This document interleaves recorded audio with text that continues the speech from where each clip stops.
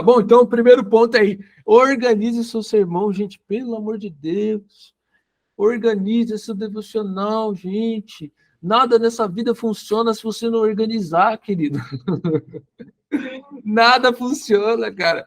Então, assim como uma redação, eu fazendo uma ilustração aqui, assim como uma redação, a gente precisa estruturar bem o que nós queremos comunicar para sermos mais efetivos ao falar. O que o seu sermão ou ministração precisa ter? Então, aí tem os primeiros pontinhos aí. Anotem, pelo amor de Deus, anotem. Os primeiros pontinhos aí. O tema. Você precisa ter um tema. O tema é o quê? A reflexão que você quer trazer. O problema a ser solucionado. Né? No mês passado a gente falou sobre caçadores de Deus. Qual que era o tema? Caçadores de Deus. Tá, mas toda pregação vai ser caçadores de Deus? Não. Por exemplo, teve pregações que eu falei. O que é ser um caçador de Deus? Esse era o tema da pregação. Na outra pregação eu falei qual era o que... Como é que fala? Qual era o impacto, né, que os caçadores de Deus traziam para o mundo. Então, esse já é outro tema. E aí, algo que você precisa entender: o tema é diferente do título, tá? O título não é o tema. Ah, você vai fazer um tema, sei lá, sobre caçadores de Deus. Aí você coloca lá o título: Caçadores de Deus. Não é. O que é o título? O título é o gancho chamativo para as pessoas terem curiosidade. Esse é um dos pontos, né, que você precisa usar e usar bem, porque, por exemplo, até nas redes sociais hoje em dia é muito usado isso, que é o famoso gancho, né? Você vai ver os vídeos lá, os vídeos que você mais fica são aqueles que são os 3 segundos iniciais, chamaram sua atenção. Aí, então, por exemplo, você passa por um vídeo lá e fala assim: como sobreviver a uma bomba nuclear, sendo que a gente está num negócio agora de guerra, né? Como sobreviver a uma bomba nuclear? Você vai querer ficar no vídeo, porque aquele título chamou sua atenção. É algo que eu quero, né, entender, né? Como que eu vou sobreviver? É impossível. Mas, pelo menos, você vai ficar no vídeo para ser enganado. Então, esse é o objetivo do título. Você precisa ter um gancho chamativo, né? Qual é o gancho? Por exemplo, uma das minhas pregações, eu coloquei o Evangelho segundo a minha carne. O Evangelho segundo a minha carne. Qual que é o Evangelho segundo a minha carne? E aí fica a curiosidade, né? A pessoa fala: ué, como assim? Qual que é o Evangelho segundo a nossa carne? Então você tem que trazer esse gancho aí. O outro ponto é a introdução. Você precisa introduzir o assunto e pode ser com referências atuais. Não adianta você chegar e querer... Na quarta-feira agora eu preguei sobre jejum. Não adianta eu pregar sobre jejum se eu não faço uma introdução sobre o assunto. Né? Tem gente que não vai entender que não sabe o que você está querendo falar. Tem gente que não sabe o que é jejum. Né? Um novo convertido não sabe muito bem o que é o jejum. Então, o que você precisa fazer? Você precisa introduzir. Você precisa falar: o jejum é isso, o jejum é aquilo, blá, blá, blá. Né? Então, você pode usar referências atuais até para exemplificar, né? Para fazer uma introdução. Né? Nos últimos devocionais que teve do Caçadores de Deus, eu falei sobre o peixe lá que valia para caramba, né? Vocês lembram? Era um peixe que valia mais de $20 mil. Eu falo: nossa, né? Eu usei isso para introduzir o assunto para vocês. Então, aí vem o outro ponto, que é a proposição. É a pergunta que vai cativar o interesse do ouvinte, né? Por quê? E isso é muito importante, e talvez esse eu quero que você coloque aí como o ponto mais importante da sua pregação. Mais importante, contei para o meu vô desse peixe. Esse é o ponto mais importante da pregação. Anota isso daí. A proposição é o que vai cativar o interesse do ouvinte. O que é a proposição? É você fazer a pergunta que a pessoa nunca fez. É você fazer a pergunta para a pessoa refletir. Né? Então, eu vou dar exemplos aqui daqui a pouco, mas você tem que fazer esse tipo de pergunta para você. Depois que você introduziu, você tem que jogar na cabeça da pessoa por que ela precisa entender o que é o jejum. Por que o jejum é importante para a vida dela. Né? E aí vem a argumentação, que são os pontos que defendem o seu tema e a razão do porquê ele é importante. E, gente, toma vergonha na cara de vocês. Por favor, vocês têm que argumentar. Vocês têm que argumentar. Não adianta, que nem o Bruno falou aqui, não adianta a gente pegar e falar o texto assim: é porque Deus quis, acabou. Senão, a gente podia usar até aquele texto de Deuteronômio 29, 29, né, Bela? Até esqueci o texto. Bota aí no chat aí, Isabela.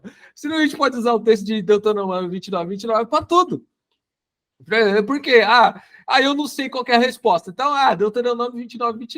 Como que é o texto aí, Bela? Deixa eu ver aqui. Aqui. As coisas encobertas pertencem ao Senhor nosso Deus, porém as reveladas nos pertencem a nós e aos nossos filhos para sempre, para que cumpramos todas as palavras dessa lei.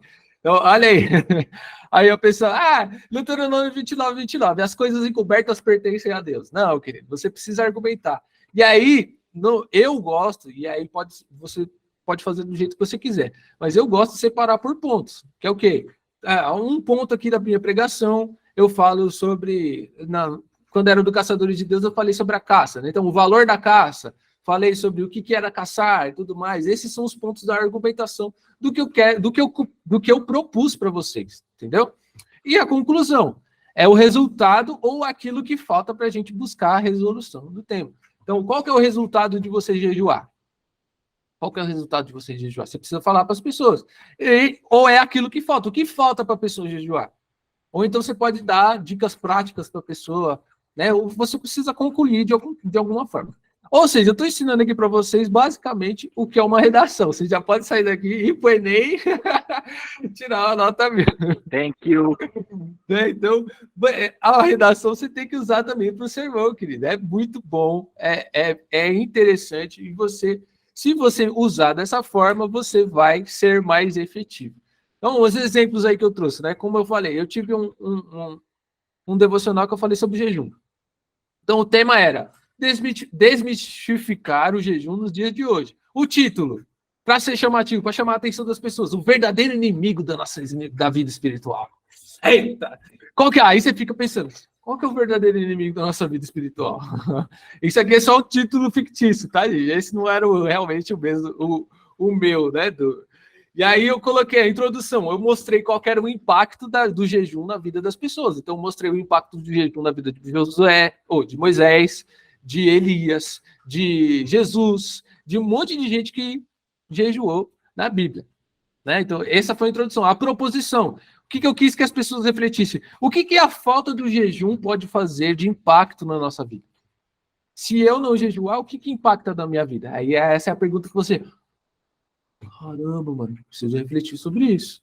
Preciso refletir. E aí eu comecei a argumentar. A argumentação era o texto base de Marcos 9,17, que fala da incredulidade. A incredulidade é a nossa maior inimiga. Quem é incrédulo não tem fé e por isso vive com medo. As pessoas não jejuam por falta de conhecimento. O jejum é um tabu das igrejas. O jejum nos ajuda a quebrar a nossa incredulidade. E a conclusão foi o quê? A falta do jejum é tão ruim quanto a falta de oração. E eu coloquei passos práticos para jejuar de maneira correta. Amém? Entenderam até aqui? Alguém está com alguma dúvida até aqui? Alguém quer falar alguma coisa? Ninguém? Essa conversa aí de jejum de mídia social não existe. Manda pra nós aí. O quê? Do jejum o quê? Jejum de mídia social não existe. O pessoal fala que é propósito. Eu quero catar o cara que fala que é propósito. Não, é porque, né, lendo, né, e pesquisando sobre o assunto, Brunão, essa questão do jejum, na Bíblia, ela é pautada através da alimentação. Não tem nenhum texto bíblico falando sobre, o cara jejuou de ler livros na época. O cara jejuou não tem nenhum exemplo em relação a isso. Então, o jejum bíblico é pautado, né, na alimentação. É você tirar o alimento e consagrar esse tempo a Deus, né? E aí a questão dos propósitos você pode levar como jejum, não tem problema, sei lá. Mas o importante também seria legal você atribuir isso também ao jejum de alimentos, né? Que é bom, tá bom? Então, gente, esse é o primeiro ponto aí, e eu vou dar uma coça em vocês aqui em relação a isso. Se você não organizar o seu sermão dessa forma, da forma que eu mandei, que eu passei aqui, tema, título, introdução, proposição, argumentação, conclusão, a não ser que seja bem, né, esporádico, né, como você pregar para uma pessoa não convertida e tudo mais, você não precisa fazer um sermão ali, vou fazer um negócio aqui. Isso aqui é um passo prático para você usar na sua igreja, na sua célula, no seu devocional, não para pregar para os outros. Mas mesmo pregando para os outros, que não são convertidos, você usa, você tem que ter uma certa base ali para você propor para a pessoa o que você quer falar. Então, se você não organizar o seu sermão dessa forma, há grandes chances de você não pregar de forma eficiente.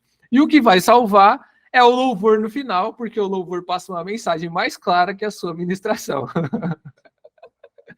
Eu já vi vários casos desses, viu, gente? A pessoa pregava, você não entendia nada que ela pregou, aí chegava o pessoal do louvor, o louvor da Ágape no final lá, começava a louvar. E aí era maravilhoso o louvor. E aí você falou, nossa, agora eu entendi o que a pregação quer dizer, porque o cara nem sabia que estava pregando. Mas o louvor me ajudou a entender, entendeu?